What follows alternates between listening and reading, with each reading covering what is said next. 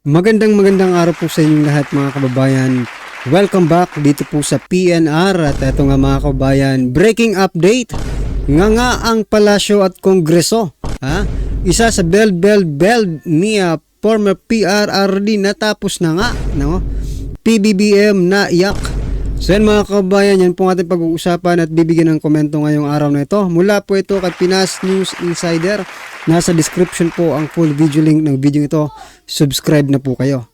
At ito nga mga kababayan, sa thumbnail po natin nakalagay mga buhaya. Nako, malaking kahihiyan ito. Sila ang batas. Dahil nga po riyan mga kababayan, ito i-share po natin ang balitang ito, no? Mula po sa Daily Tribune. Nako. Ito palang bagong 'di ba? Bagong ano lang 'to eh. Bagong bukas na tulay diyan sa Mindanao, yung Pangil Bay Bridge. Mga kababayan ay nako. Gustong ito DPWH 6 tool no on Pangil Bay Bridge mga kababayan, no? Maglalagay sila ng toll fee dito sa Pangil Bay Bridge. Nako, anong nangyayari dito? Maya-maya mga kabayan, bigyan po natin ng reaction yan. At ito pa, no? Ito po sinasabi natin, sila ang batas. Kasi nga po mga kabayan, no?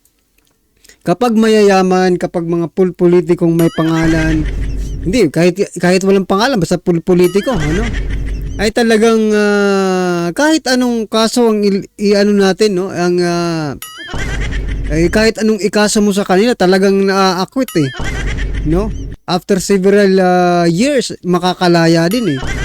Dahil nga po dyan sa Enrile, si Gigi Reyes at Napoles, acquitted na po sa kasong plunder over PDAP scam. Maya-maya po ay bigyan rin po natin ng komento yan. At eto pa, si Alice Go. Ayon kay Secretary DOJ Secretary Boying Remulla ay walang karapatang tumakbo sa 2025 election. Nako. Very good, di ba? Napakaganda, pero mamaya bigyan po natin ng ano yan. I-elaborate natin kung bakit maganda at bakit hindi maganda itong ginagawa nila. Okay? At ito pa. Congratulations sa mga nagtatrabaho. Teka lang, bubelta tayo. Congratulations po sa mga nagtatrabaho sa mall. May yung akap po, yung ayuda na akap. Magmo-mall tour mga kababayan. Congratulations po sa inyo. Maya-maya bigyan rin po natin ng komento yan kasi parang iba yata. Parang ano yata, no? Parang hindi tama. Pero tama ito Pero para sa akin parang hindi tama. Ito na nga mga kababayan, simulan na po natin. Pero bago natin simulan to mga kababayan, nakikiusap po ako sa inyong lahat. If you're not yet subscribed, no, to our channel, please don't forget to subscribe at i-click na rin po ang notification bell. At pa-share na rin po kung gusto nyo po ng mga ganitong video, pa-share na rin po mga kababayan. Maraming salamat po. Okay, at eto na nga. Ito, DPWH 6 tool on Pangil Bay Bridge. Ito po yung balita. Basahin lang po natin ng konti. Huwag nating lahatin kasi napakahaba eh. Cagayan de Oro, the Department of Public Works and Highways, no, is considering imposing a toll fee on vehicles passing through a newly opened Pangil Bay Bridge. Nako talaga. Ito ang opinion ko dyan. Teka, basahin muna natin para which has significantly reduced travel time between Lanao del Norte and Misamis Occidental. According to DPWH Secretary Manuel Bunuan, the toll fee would be used to maintain the bridge. Nako, ang bago-bago, binintin agad, no? Well, maganda rin naman yan. Pero mamaya, banatan natin to. Which is not accessible to all types of vehicles, mga kabayan. So ito, ano bang masasabi ninyo dyan? Ako, ang masasabi ko lang ninyo, napakabuhaya ninyo. This is a legal pangungutong, di ba? Legal na pangungutong pangguguyo. Ha? Sa kapwa nyo Pilipino. Ha? Totoo naman eh. Pangungutong na po itong ginagawa nila. Ha? Napakarami ng tulay dito sa Pilipinas, hindi naman nag-aano sabihin na natin, meron bang toll fee ang San Juanico Bridge? Di ba? Yung sa Cebu, may toll fee ba? Nagtatanong lang tayo, di ba sa Cebu mayroon ding si PRRD yung pinagawa niya? Eto kay PRRD rin ito hindi sila nahihiya, hindi na nga sa kanila proyekto, pagkakakitaan pa nila. Bakit pag nasira ba ito walang maintenance ang ating gobyerno?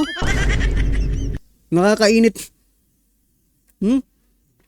Wala bang maintenance yung ating gobyerno pag nasira itong Pangil Bay Bridge at sa taong bayan nyo pa, sa mga motorista nyo pa kukunin?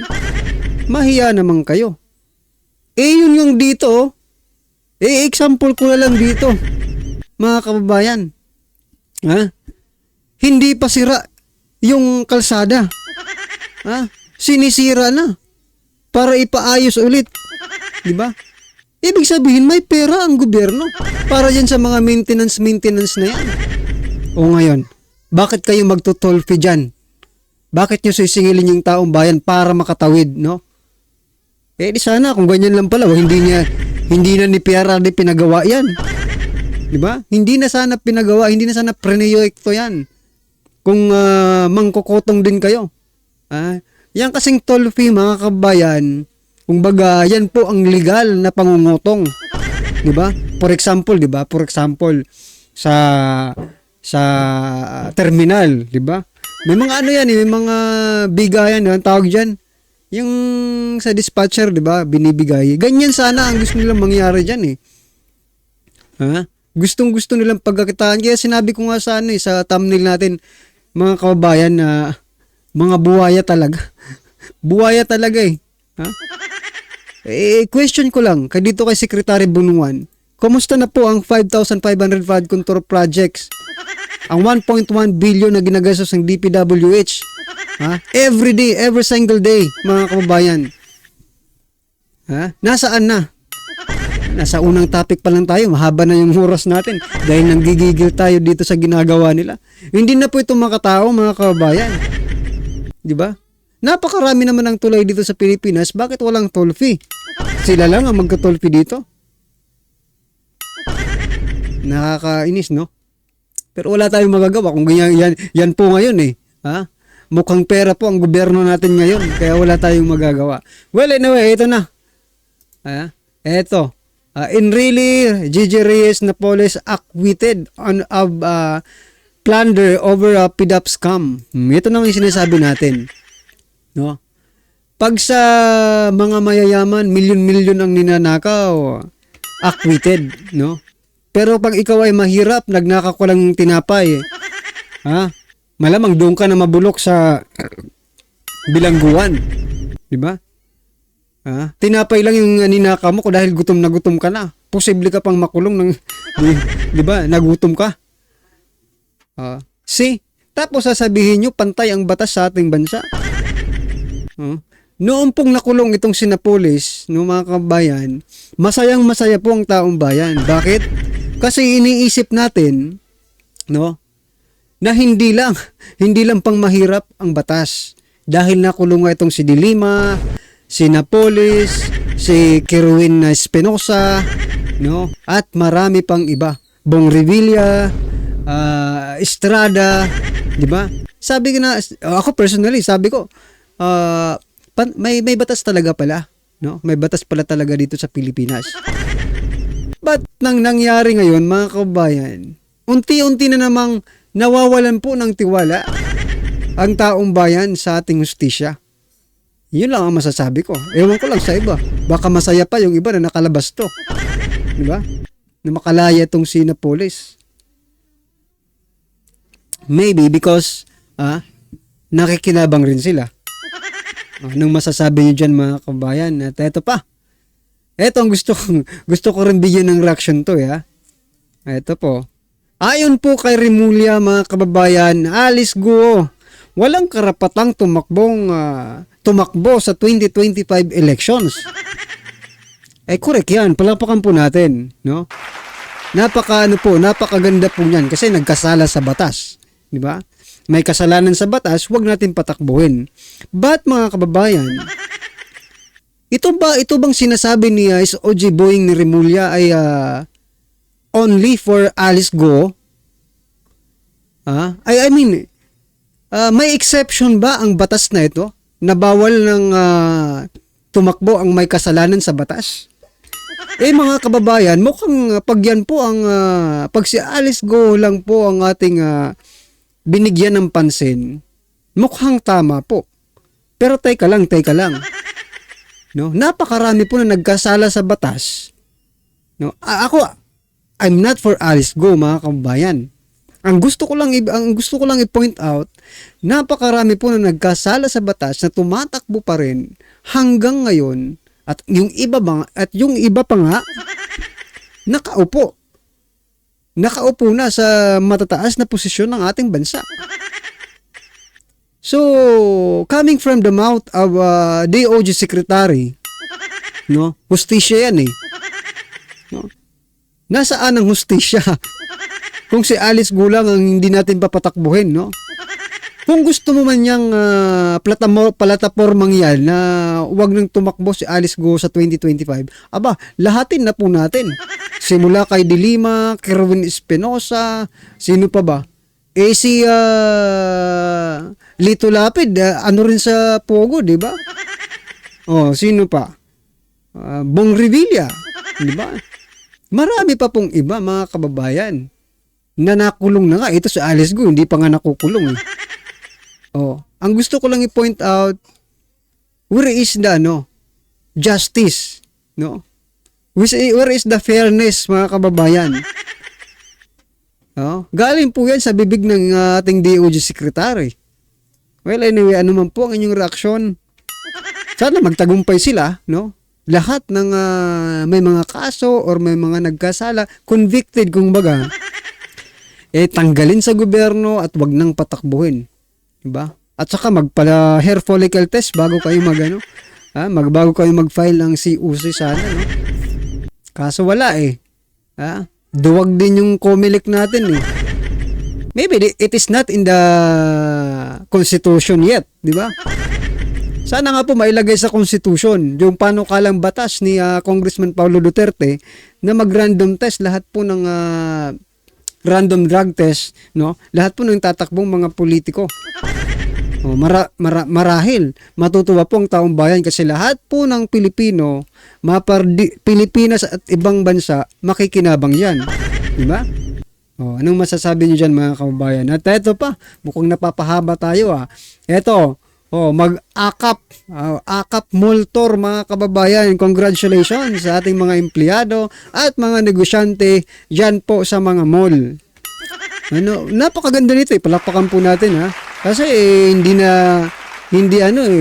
makikinabang yung sambayanan dito, yung lalo na yung mga nagtatrabaho sa mall. Lahat ng mga empleyados ng mall at mga tenants, no, nito kasama ang mga agency hire ay makakatanggap ng 5,000 mula sa AKAP program. Okay? Congratulations po. Mag-iikot na po sila, mall tour. Kaso nga lang, ang sinasabi ko kaninang babanatan ko, ito po. Sa dami-dami po ng pwedeng tulungan, no? Well, anyway, depende naman yan, no? AKAP kasi ito Kasi mga kabayan, may nakikita pa rin po tayo ng mga Pilipino na talagang, kumbaga, isang kahig, isang tuka, which is na dapat talagang bigyan ng pansin ng ating pamahalaan. Sa DSWD na ba? Palakasan din kasi sa DSWD, mga kababayan Diba? Tapos, alams na. Lalo na pag no read, no write po yung ginagawa nila, ipinifill up yung form. Ay, naku, mga kababayan. Anong masasabi nyo dyan? Well, anyway, maganda naman ito. Gusto ko lang ipaalam na baka hindi ka makatanggap. Yung kaibigan kong nagtatrabaho dyan sa mall, kailangan makatanggap pa ng 5,000. Eto na, magmumultor sila Well, anyway, ito na nga, mga kababayan. Sama-sama at sabay-sabay po natin pakinggan at bigyan ng komento ang video ito na kung saan Pangil Bay Bridge ang ating ibibida. Huwag naman sana yung toll fee nila wag nang hindi na ipagpatuloy. Mapapasanin na naman yan ng mga tao, ng ating mga kababayan dyan sa Mindanao. Ito ang balita ngayon, trending at pinag-uusapan ngayon sa mundo ng social media. Isang magandang balita. Finally, ito na ang pinakaantay ng lahat, lalong-lalo na ang taga Mindanao. Pinakamahabang tulay sa Mindanao, nakasama sa Build program noon ng dating Pangulong Duterte, opisyal nang binuksan sa publiko. Pero bago ang lahat, kung ka pa lamang sa aming channel, please huwag kalimutang mag-like, subscribe at i-click ang notification bell para mas maging updated ka palalo sa lahat pa ng bagong video na i-upload namin. At eto na nga mga kababayan, isang magandang balita. Isa sa pinakamahabang tulay sa Mindanao, nakasama noon sa Build program ng dating Pangulong Duterte, opisyal nang binuksan sa publiko. Hindi lamang ang residente. So yan mga kababayan, good news ito, no? Para sa ating mga kababayan dyan sa Mindanao. Ang problema nga lang kung matutuloy ang kasi talagang I think they are very serious about this toll fee, no? Na isa sa nila yan, i-implement nila yan dyan. Ano bang masasabi ng ating mga kababayan dyan sa Mindanao? Masaya na tayo kasi na-open na. Kaso nga lang parang kukutungan ng taga Mindanao dito sa mangyayaring ito. For maintenance daw. Ewan ko lang maintenance yung sabi. At magkano rin naman kaya ang bayad, no? Sa pagtawid mo dyan. Grabe. Parang private na ito Parang style private na itong ginagawa nila mga kababayan. Hindi naman po itong tulay na ito hindi naman private mga karibin natin Gobyerno pong nagpagawa dyan. Inangkin nyo na nga. Pahihirapan nyo pa yung taong bayan. Nako po. Well, anyway mga karibin natin, ano man po ang inyong reaksyon, opinion, or kritisismo sa video ito, comment lang po sa baba para at least alam po ng ating mga kababayan ang inyong opinion. Maraming salamat po.